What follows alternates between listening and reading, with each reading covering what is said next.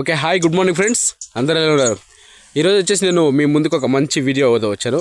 Topic ఏంటంటే, ఒక వ్యక్తి కుటుంబ యజమాని ఉంటాడు. ఆయనకు ఒక 40 ఏళ్ళు వయసు ఉన్నాయి అనుకుందాం. 40 ఏళ్ళ వయసులో ఆ వ్యక్తి కుటుంబ పోషణను, కుటుంబ యొక్క బాధ్యతను సమర్థవంతంగా నిర్వహించాలి అంటే అతను ఫస్ట్ ఆరోగ్యంగా ఉండాలి. అంటే 40 ఏళ్ళ వయసులో కొన్ని నియమాలు మనం పాటించాలి. అప్పుడే మన యొక్క లైఫ్ అనేది ఆరోగ్యంగా ఉండగలుగుతుంది.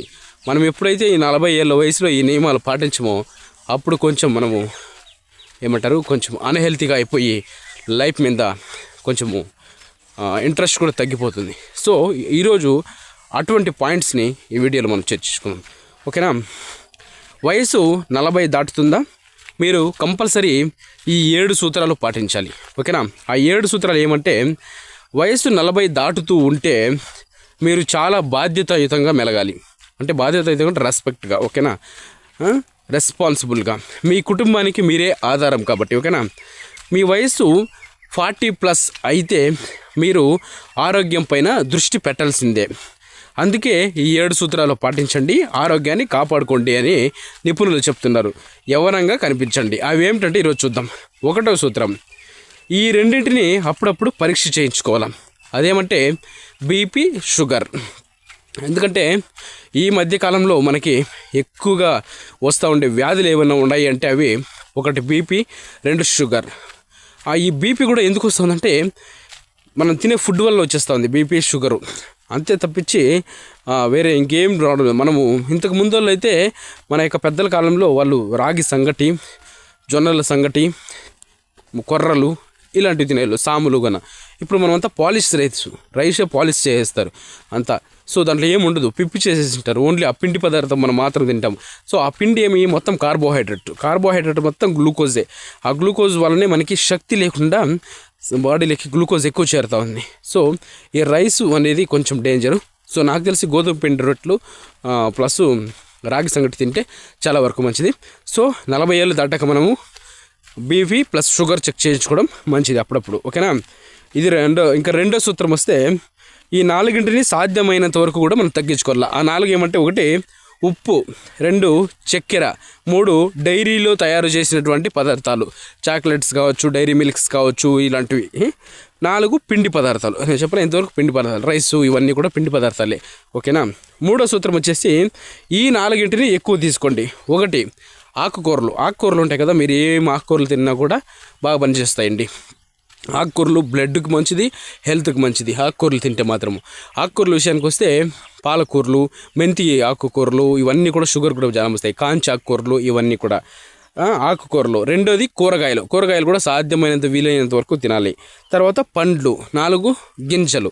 ఓకేనా? 40 పైన అయింది అంటే మనం కంపల్సరీ ఆకుకూరలు, కూరగాయలు, పండ్లు, గింజలు ఇవి తినడం వలన బాడీకి మంచి హెల్తీ విటమిన్స్ అన్నీ కూడా లభిస్తాయి. ఓకేనా?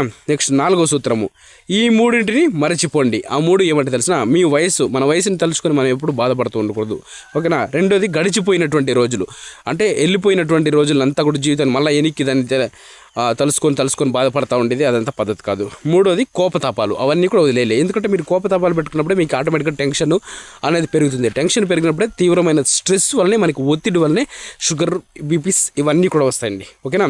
ఇంకా 5వ సూత్రం చూస్తే, ఈ 3 పొందుటకు చూడండి. ఆ 3 ఏమో ఇప్పుడు చూద్దాం. 5వ సూత్రంలో 1 ప్రాణ స్నేహితులు, స్నేహం. మంచి స్నేహితులు ఉంటే మంచి స్నేహితులను పొందండి. ఓకేనా?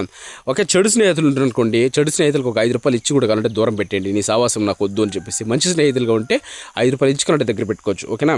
తర్వాత మంచి స్నేహితులు, ప్రేమించేటటువంటి కుటుంబంతో కూడా మనం ఎప్పుడు కూడా సంతోషంగా ఉండాలి. ఎందుకంటే లైఫ్లో ఈ కుటుంబంలో మనం పుట్టినాము అంటే అది ఏదో ఒక కారణం చేస్తే భగవంతుడు మనల్ని ఈ కుటుంబంలోకి పంపించుంటాడు. సో ఎప్పుడు కుటుంబంతో గొడవలు పడుతూ ఉండేది, ఏజ్లాడుతూ ఉండేది అది పద్ధతి కాదు. కుటుంబంతో కూడా ప్రేమగా ఉండాలి. ఓకేనా? తరువాత ఉన్నతమైనటువంటి ఆలోచనలు. ఎందుకంటే మనము వయసు పెరిగే కొద్దీ ఆలోచనలు కూడా ఉన్నతంగా ఉండాలి. పెద్దల తరహాలో ఆలోచించాలి. వయసు పెరిగే కొద్దీ మనము చీటికి మటుకు చిన్నపిల్లలలాగా ప్రవర్తించకూడదు. ఇంకా ఆరోగ్య సూత్రం కూడా మనం చూసినట్లయితే ఆరోగ్యవంతులుగా ఉండటానికి కొన్ని నియమాలు కూడా పాటించాల్సి ఉంటుంది. ఒకటి వచ్చేసి నియమిత ఉపవాసం, అంటే ఆహారం కూడా ఎక్కువగా తీసుకొని బరువు ఎక్కువలాగా కడుపు ఉండేటట్టు చూడకూడదు, కడుపు ఎక్కువ బరువు ఉండేలాగా నియమితంగా తీసుకోవాలి. 2 నవ్వడం చేయాలి. ప్రతిరోజు కూడా వ్యాయామం కొంచెంసేపు ఎక్సర్సైజ్ చేస్తే చాలా వరకు మంచిది.